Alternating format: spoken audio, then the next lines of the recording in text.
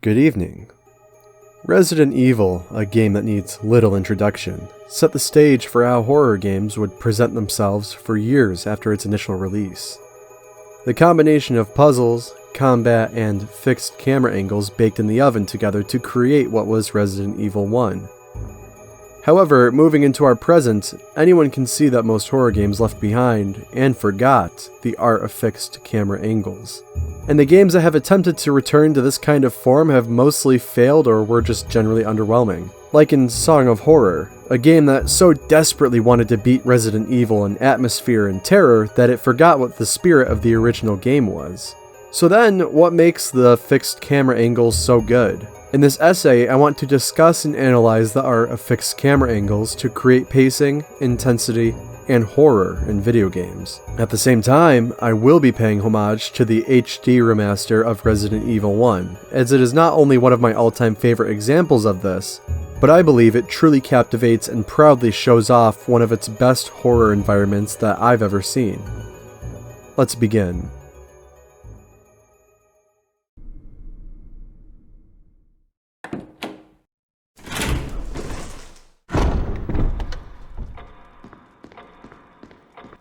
The game's art is truly stunning.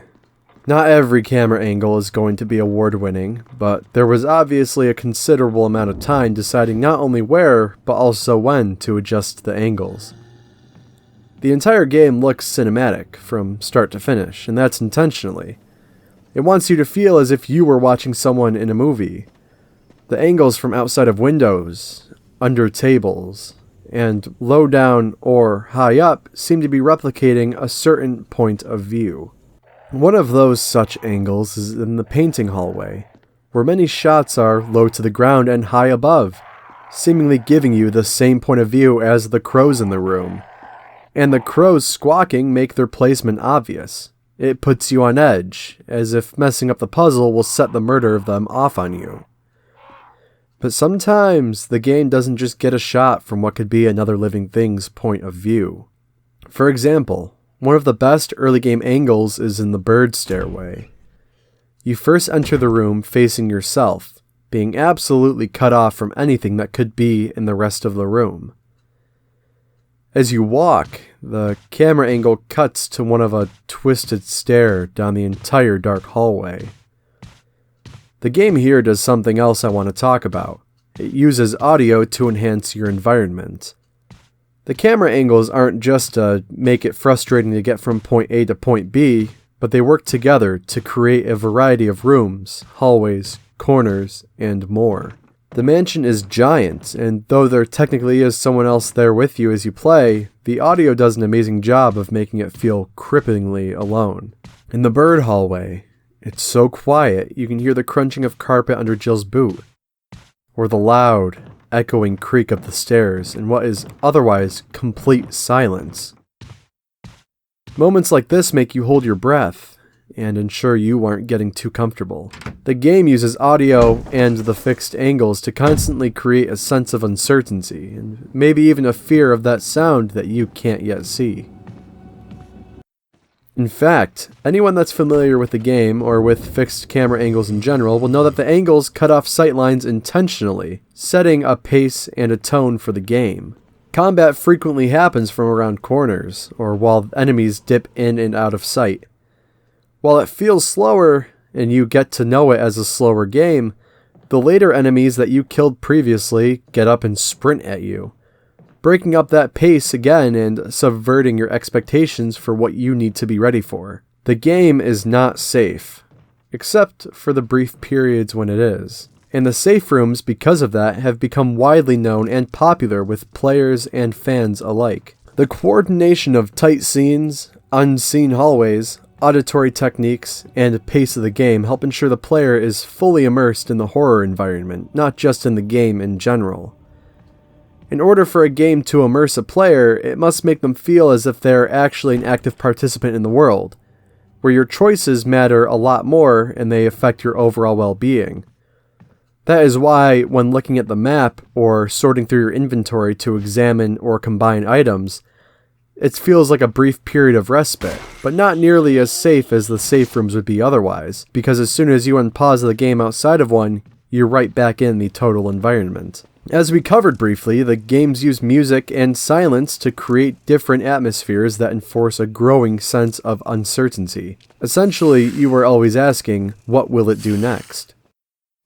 In the safe rooms, extra care was taken to create an unsteady, but safe feeling. It is an overall masterfully crafted experience that offers one a moment to really breathe, and it uses both sight and sound to accomplish this. The music playing here is only ever audible in these safe rooms. Something about this music is intentionally eerie, yet it fills the ordinary silence with mildly non-threatening music.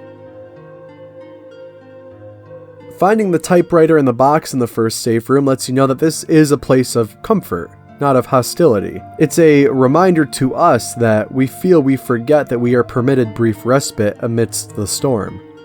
It's perfect. The sounds are warmer, a little more comfortable to hear than outside of the rooms. The footsteps are less harsh. The opening box sound feels rustic, and the music absolutely sets the tone for the safe havens. The camera shots were crafted with absolute care, sometimes giving you the wide view of the room and occasionally giving you a lower perspective, or often forcing that perspective as if the angle were from the point of view of another person sitting in that room. You. As if you were looking at the character as they play. As I've played the game, it often looks like camera angles are from someone else's point of view, perhaps even my own. The depth and attention to detail are obvious factors that make the safe rooms safe. The glow of certain lights, as well as the rich, cozy color palettes that defy the normally depressed Victorian color palette, are clever executions of making these rooms feel different from the rest of the game. The typewriter sound is hollow, clacky, but almost gentle. The clutter, or even the lack thereof in some rooms, presents these spaces as something that was thoroughly thought out and planned. The level of skill that must go into presenting these shots with the level of proportion, curiosity, and intention that they have is unimaginable. This is the result of a true passion. The safe room is not only a place to hide, but a place to strategize and organize yourself. The game masterfully uses constant cross-examination between you, the map, and the inventory system to help you progress. In this sense, it's old-fashioned and does require legitimate brainpower from you to guide your next steps. The limited inventory space makes every item you carry feel like a more important decision than in games where you can just have things. Finding the right balance between what to bring and how much space to leave in case you find some items is a tough line to draw. And so not only is the game scary on its own, but bringing more ammo and healing than you need may feel safer, but simultaneously frustrating when you can't grab some things. Doing the opposite gives you plenty of space, and while zombies are easy to get around most of the time, it leaves you feeling helpless. What you carry directly affects just how threatened you feel by the environment, which is a great example of the immersion I brought up already.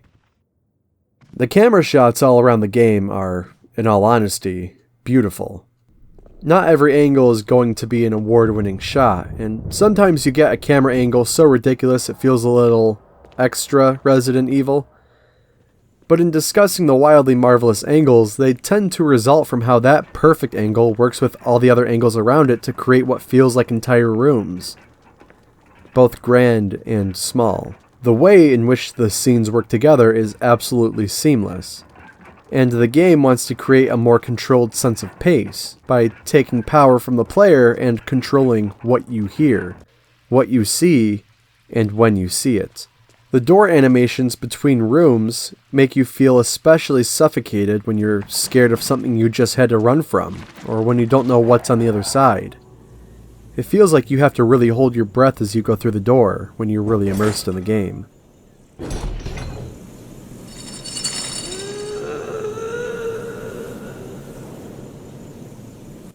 Sounds like this are meant to subvert your expectations of the game. While you've walked through a million doors before, it might be a mildly non-threatening zombie, or something else in the room. But with this, you can not only not see what it is, but that terrifying sound is awful. It's dreadful. Makes you almost want to turn back around and leave, but you know you've got to progress forwards. And in here, in the cabin, you enter a safe room, though you don't really realize the music is missing. It feels a lot more on edge than other safe rooms in this game, but soon you quickly see why this wasn't truly a safe room.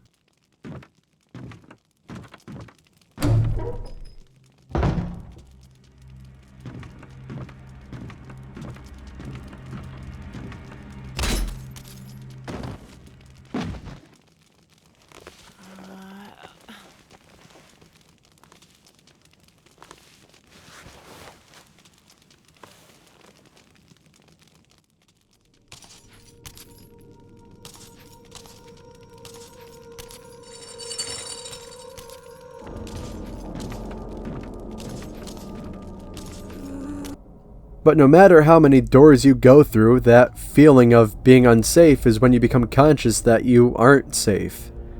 When you went a few too many rooms and too many zombie encounters without saving or storing your stuff, being in the safe rooms made that feeling of ensured security feel amplified, and made those visits one you didn't mind too much to backtrack to every now and then. But when you aren't in the safe room, anything is fair game, and the camera angles feel like they're especially out to cheat you. The fear is amplified when you hear something that you can't see, and the cameras often face the player or away from easy sight lines. Watching this video game versus actually playing this video game is a very, very different experience. When it's in someone's hands, you can revel in the horror and the terror that you might be feeling, but when you play the game for yourself, having no knowledge of what to do or where to go, it's very different. The music creeps in, the footsteps or groaning can be heard, and for the first time, they're scary. The sounds, angles, and control the game has on your senses gives you a perpetual bad feeling, one that's harder to shake away. When you're this involved and struggling for any information the game might give you, it's hard to realize that death is a real-life option for the game, one that has very little impact on our actual real-life well-being, because you feel so utterly involved. The game does a great job of fooling many people and being more caught up in it than they might be in other games. It uses the sights and sounds that normally keep human beings on edge in order to keep you from starting to autopilot very much.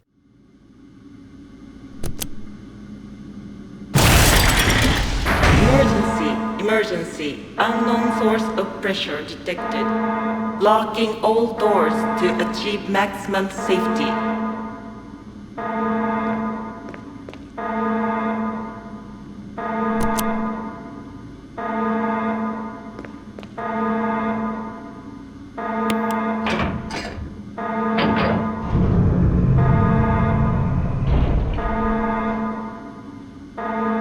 Reaching 30% of pressure threshold.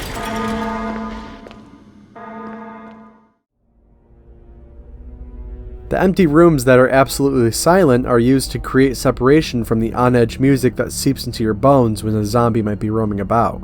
The horrific sound effects, and even the smaller sounds coming from other objects, work together to create a constant feeling that I'm not so sure I can properly put into words. But you can feel it. We can all feel it. Resident Evil masterfully uses everything in combination with each other to create a unique environment in a horror game, especially one that was made so long ago. I realize that I slobber all over Capcom's HD Remaster very hard, but it's truly one of my favorite pieces of horror media. It's not necessarily the favorite out of all the other bits of horror games around, especially not when Silent Hill 2 or the Outlast series exists. But even though Silent Hill 2 has its own fixed angles, a lot of the cameras actually have some fluid motion, and Silent Hill 2 doesn't do as good of a job of being Resident Evil as Resident Evil does the job of being Resident Evil.